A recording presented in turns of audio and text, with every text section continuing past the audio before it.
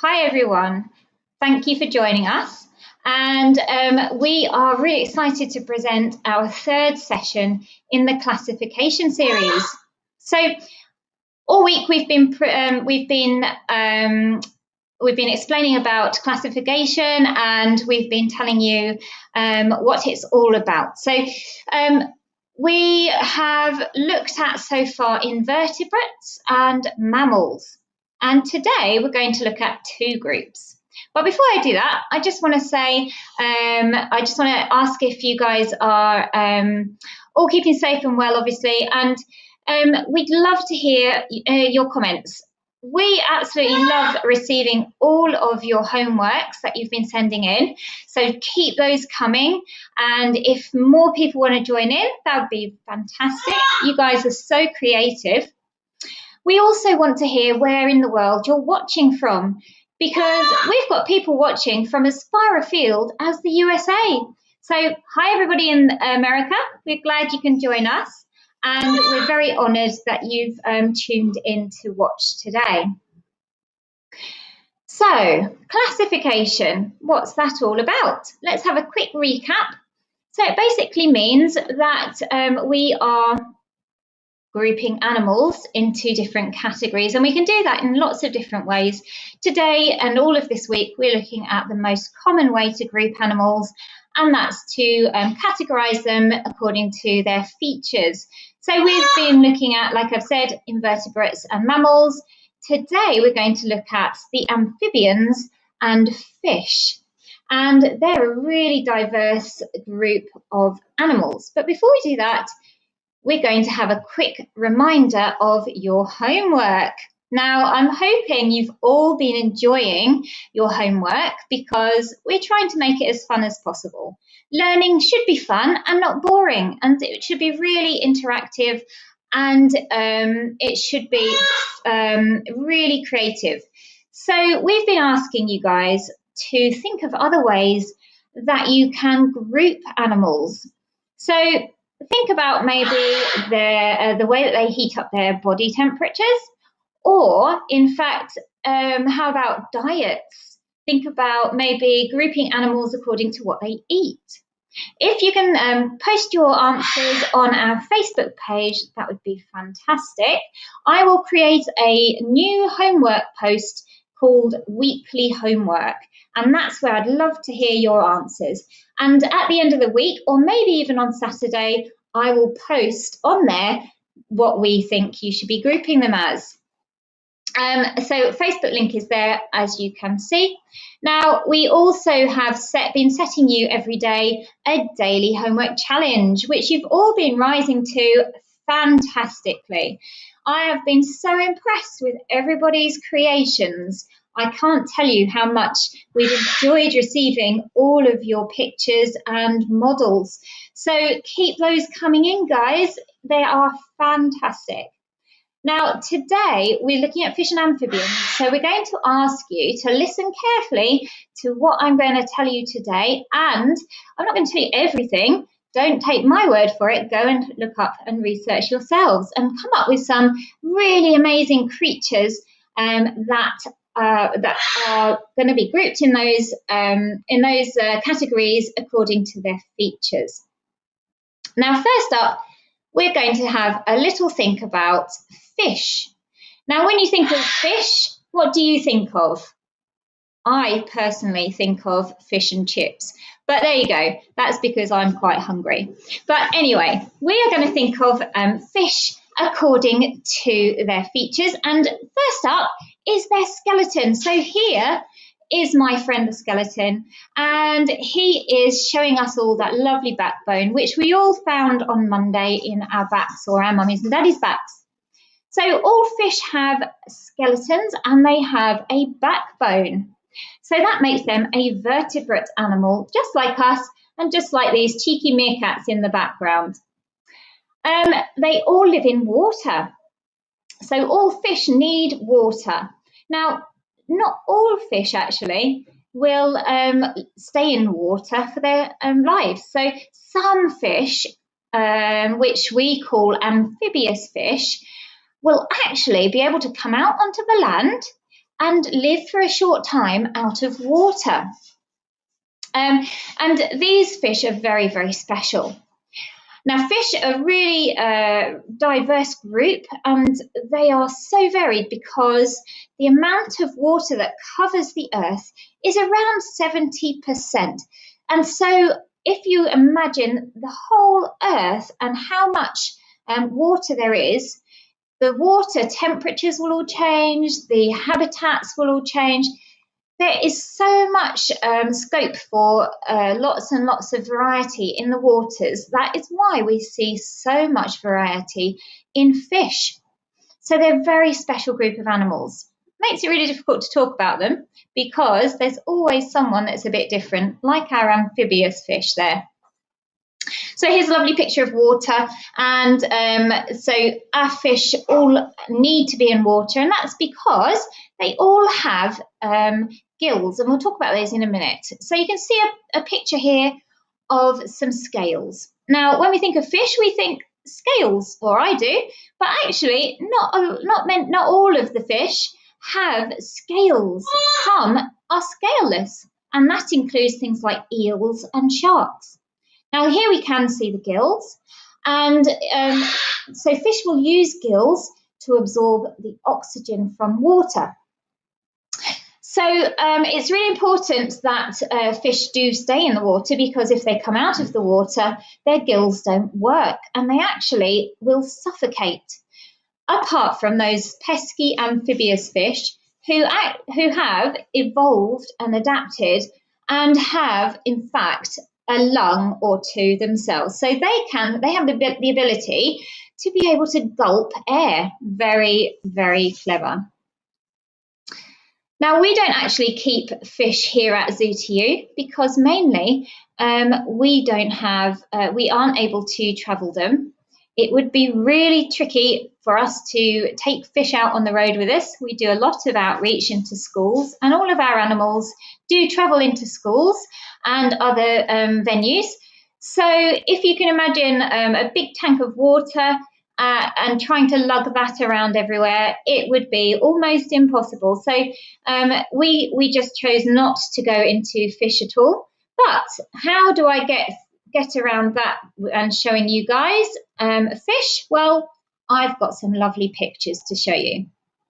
So here we have a whale shark, and here we have a fish. Now this is what I would normally think of as a fish, just someone's quite small swimming around in the ocean. Here coming up now is a shark. Now sharks are actually all shapes and sizes. I particularly like the hammerhead shark. He's very unique. Here we have a moray eel. And as I said before, the eels, although they're a fish, they have no scales. But look at the beautiful markings on that creature. And we have the mud skipper, one of those amphibious fish who can climb out of water using those front fins, and he can actually it's almost like walking on his fins. Now, this is a whale shark, and if anyone knows anything about whale sharks, they're pretty impressive. And these photos of the whale shark have actually been kindly given to me, or given permission to me to use from my friend, Ryan Mulvey. And he was very, very lucky to be able to swim with a wild whale shark. And this is the pictures that you're seeing now. Aren't they amazing? So thank you, Ryan. And a big shout out to your son, Phoenix, who I know has been watching. And these guys are absolutely stunning. In fact, although they are big and they are the biggest of all the living fish, they actually only eat something quite small. So they'd eat really tiny little fish, little squid, and also plankton, which are those really, really microscopic animals that are floating around in the sea. And the whale sharks can actually filter those out of the water. Now, we'll move on to amphibians. Now, when you think of an amphibian, what do you think of? So I would think of a frog. And when we think of amphibians, we think of tadpoles as well. So frogs and tadpoles, what are they? They're actually the same animal. One is a baby and one is an adult. And that's a really special feature of an amphibian. They can actually use something called metamorphosis. It's a process where they are born and they develop and look nothing like the version of the adult that they will grow into. So if you think about butterflies and caterpillars, they're very similar because they use metamorphosis. So that's a good word. Can you all say metamorphosis?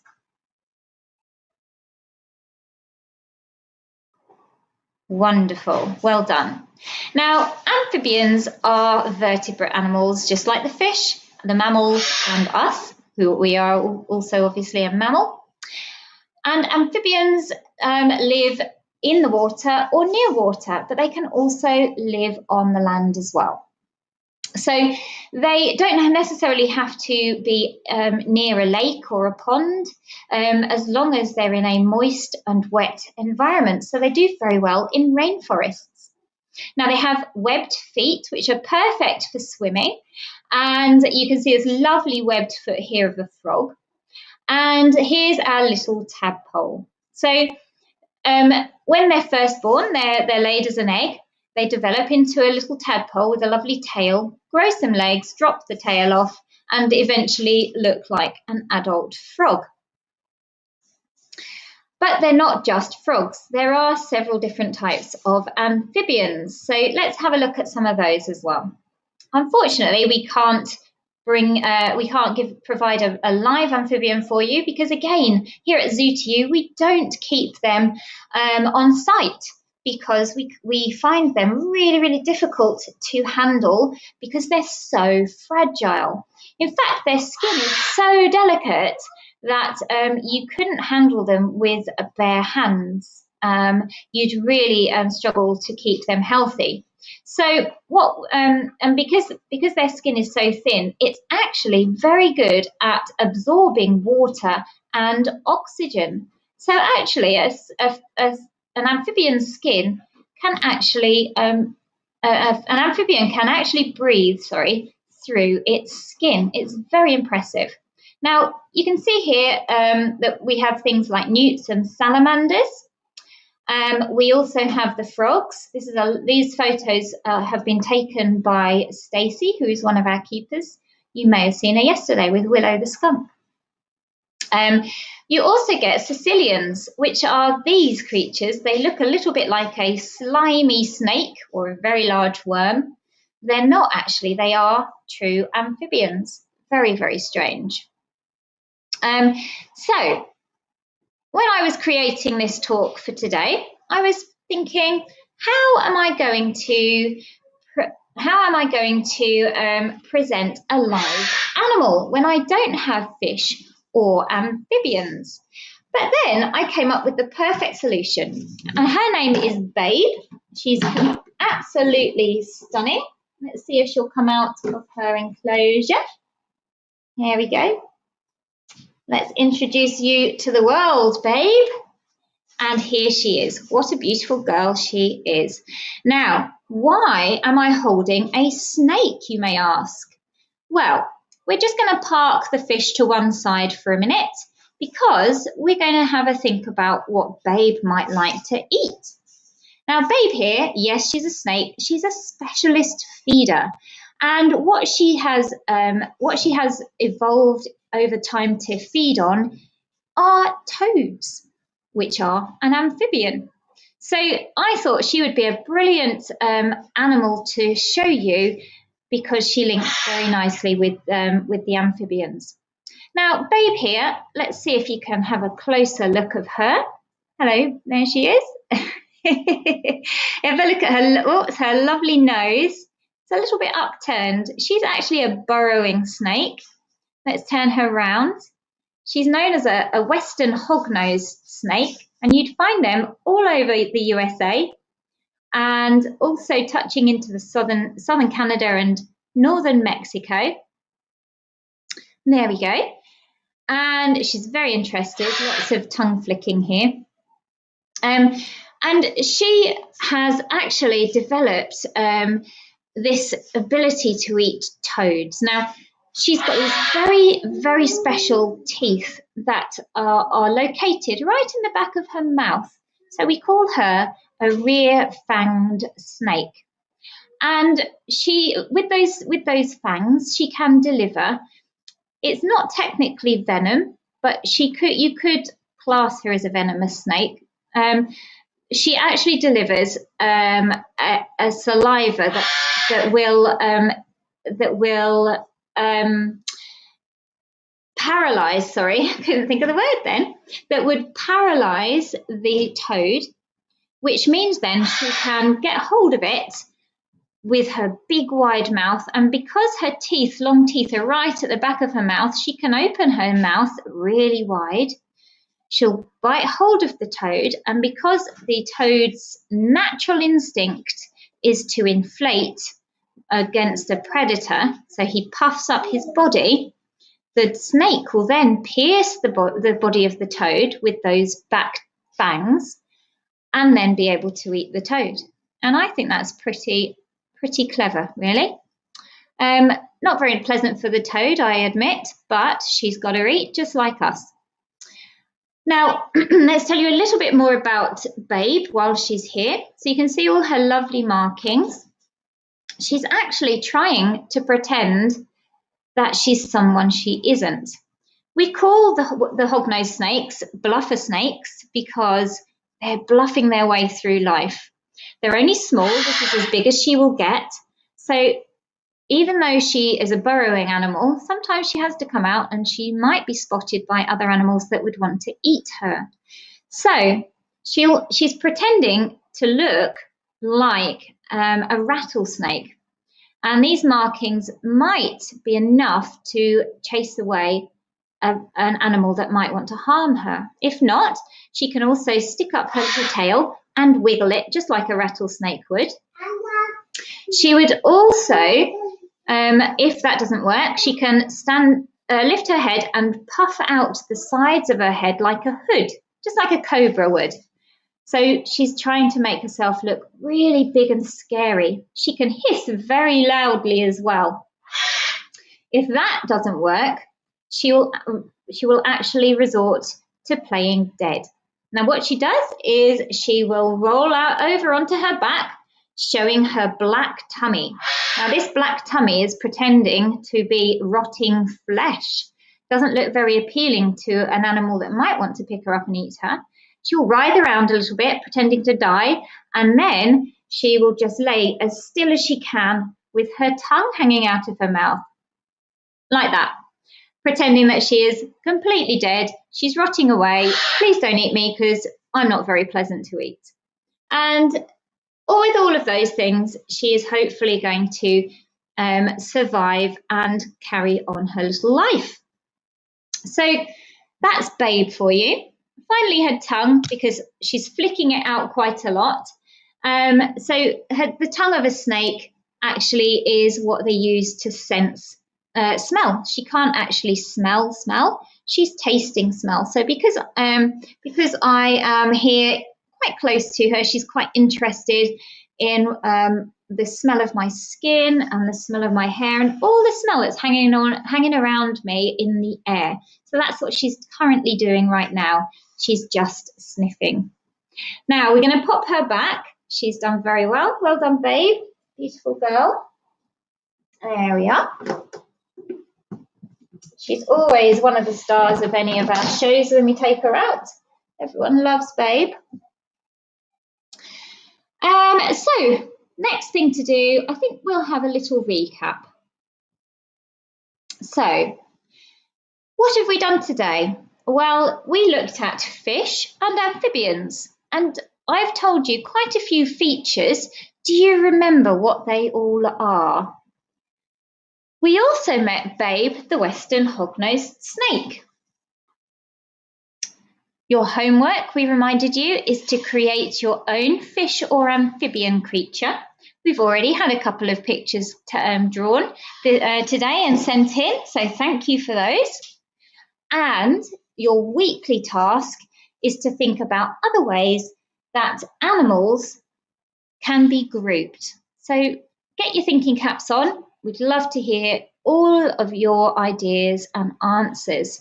We'll be sure to share the pictures of fish and amphibians tomorrow, so don't forget to post your work on our Facebook page. I'll go home in a minute and I'll create your new homework post, so then you can get posting. I'm very excited to see those. Now, I can't wait to show you all of the creations we've had sent in. So let's do that now. Here we go. So this was, don't forget, for our mammal homework. So these are all mammal creations. We have the hairy letter mammals by the Bateman family. We have a milk bottle elephant by Edith. We have Mr. Maloney by the Carroll family. Absolutely brilliant. These are all absolutely amazing, guys. We have a meerkat and an elephant by Esme. We have a sock puppet, Offspring, by the Bateman family. We have a giraffe by the Belcher family.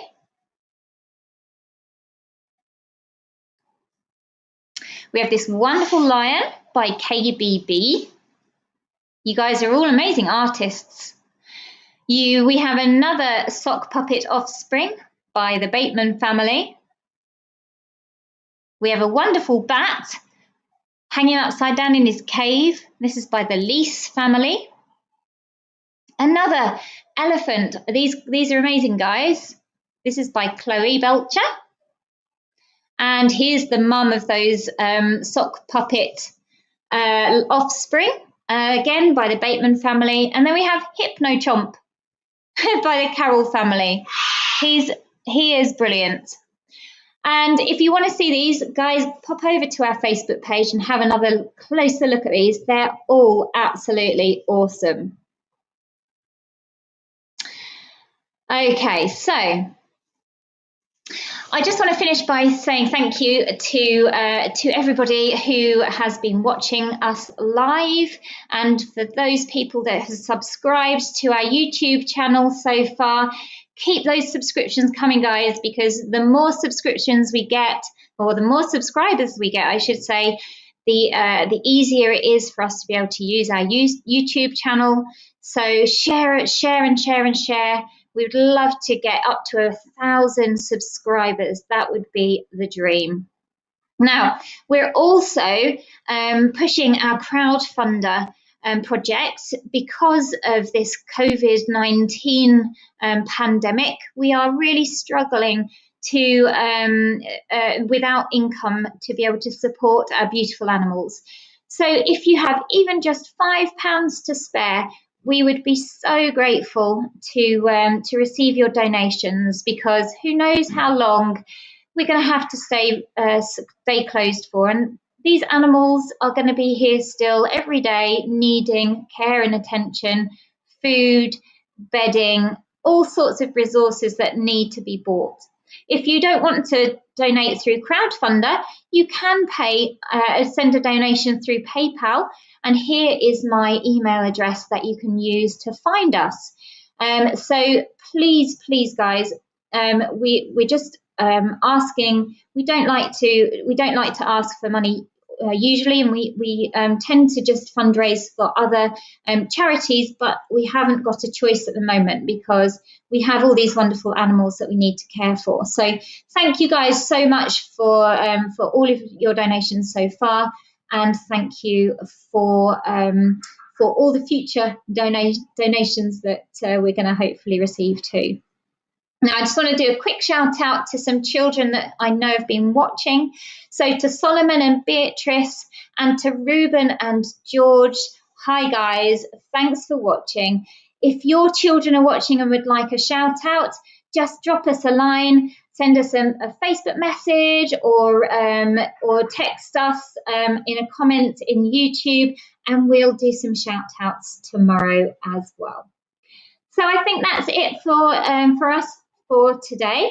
So we've finally got through it all, and we look forward to tomorrow when Stacey will be back presenting someone else who is super cute. So come back tomorrow. See you at 11. Bye.